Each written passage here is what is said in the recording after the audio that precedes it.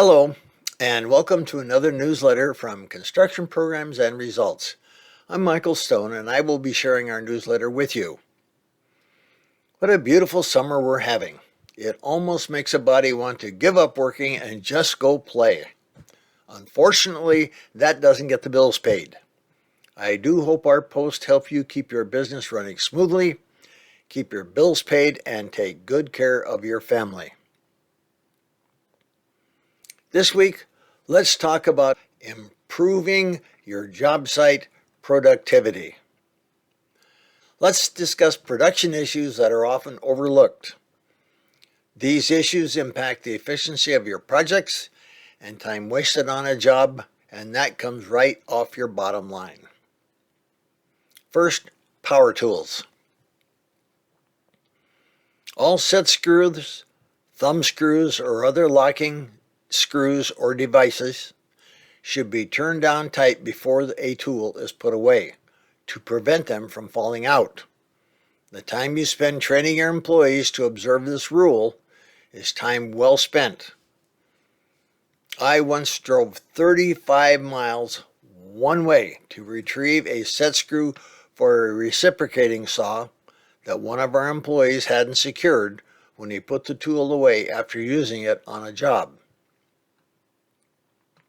Next, bad or worn power cords.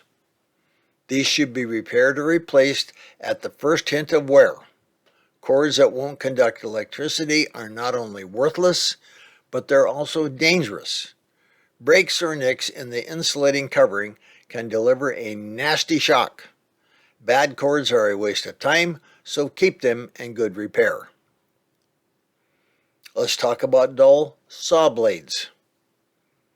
Dull saw blades are not only hard on the ears, they're also a waste of time.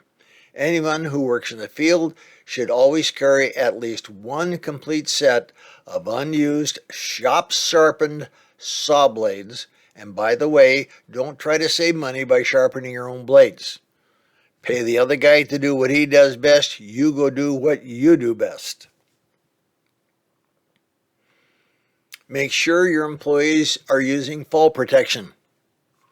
Fall protection is both required by OSHA and is common sense. The time spent rigging up is far less than the time spent on medical issues and OSHA fines if a fall occurs. I was visiting a job site once with a client whose crew was completing some exterior work. When we arrived, we saw an employee standing on top of a 6-foot ladder doing work above his head. That's just plain dumb.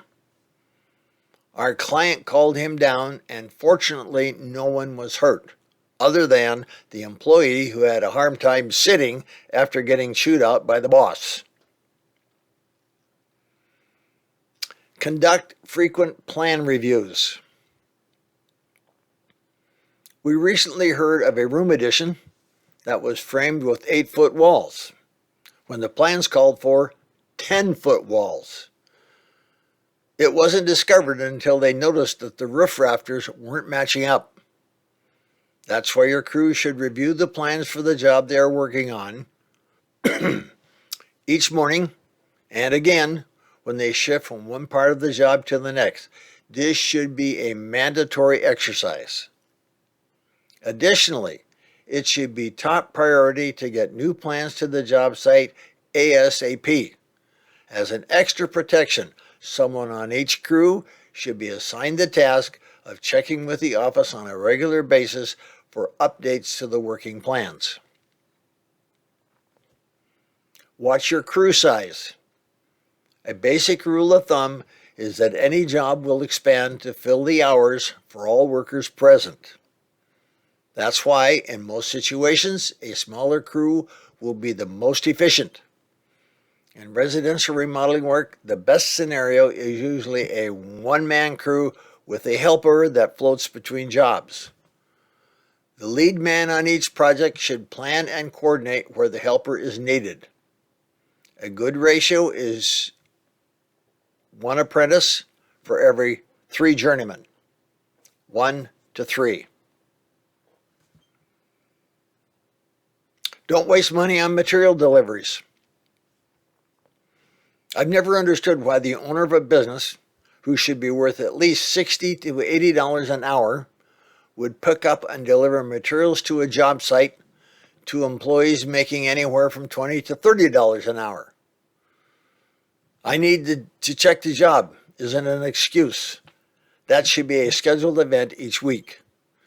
If you're the owner of the company and are spending time delivering materials to the job site, you are wasting money.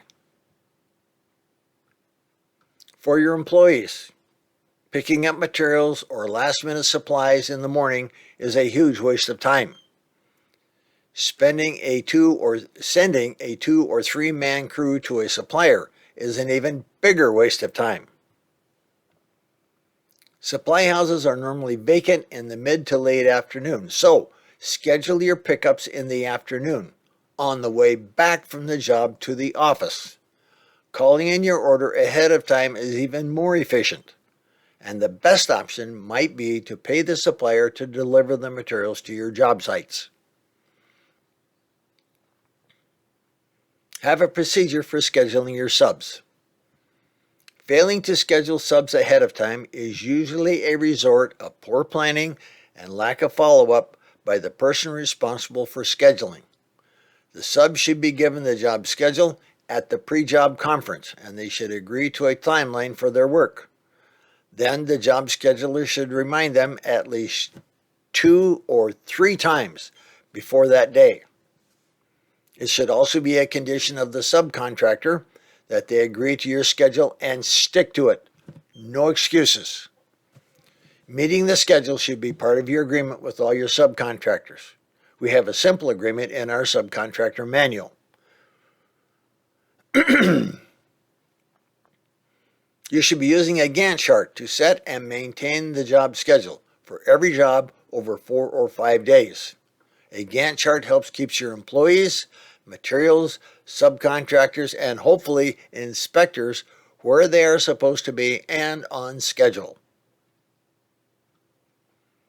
Cell phones can be a real time waster. I'm amazed at the amount of time that can be wasted staring at a cell phone. A limit should be set on cell phone usage on the job site.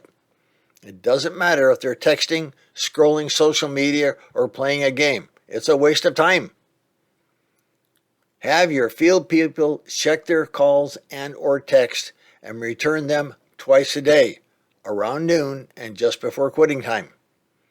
Tell your employees the phone is only to be used to expedite the jobs they are working on. It isn't for personal calls, talking about sports, BSing with a buddy, or playing games. The phone is to help you get the job done. If the call is not job related, cut it off and get back to work. Better yet, insist employees leave their phones in the vehicles. Now, if you follow these guidelines and insist your employees follow them as well, your job should run more efficiently. The time needed to build your jobs will be closer to your estimated time, and that's when profitability improves. Thanks again for watching, and may the profits be with you.